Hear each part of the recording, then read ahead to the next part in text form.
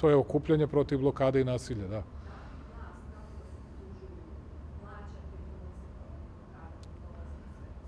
Plaćamo glumce. Kakve glumce?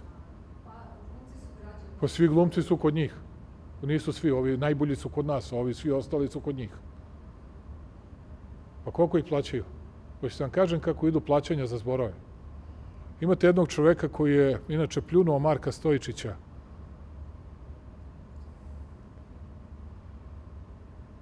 Preko 2 miliona evra ima u prihodima kroz 1355 transakcija. Da se Vlasi ne dosete kako se plaća. Dođu pare, a onda ide keš, pa se kešom isplaćuju ovi zborovi i tako dalje. Ne plaćamo mi nikoga.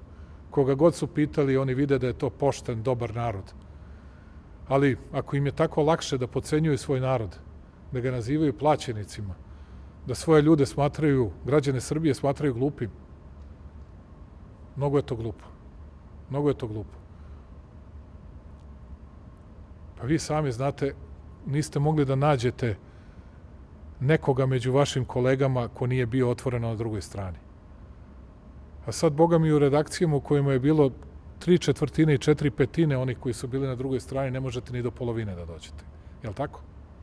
Ne pitam vas, a i kod vas je uvijek bilo drugačije, nego pitam i ove druge. Retorski. Mnogo toga se promenilo i mnogo toga će tek da se menja. I naši planovi i programi, mene interesuje ovo što radimo sa cenama. Vidim da smo postigli dobre stvari. Trgovci će da imaju veće promete. Verujem da će na taj način da zarađuju dobar novac i da ne budu nezadovoljni. Narod je zadovoljan. Ja spremam još jedno veliko iznenađenje za ljude, za naš narod. Veliko, veliko iznenađenje spremam. Mislim da će ljudi biti oduševljeni. I radim na tome i ovde. Pa tamo pre parade, pre 20. Da li 18. 19. 17. vidjet ćemo već kad. Vidjet ćemo kad.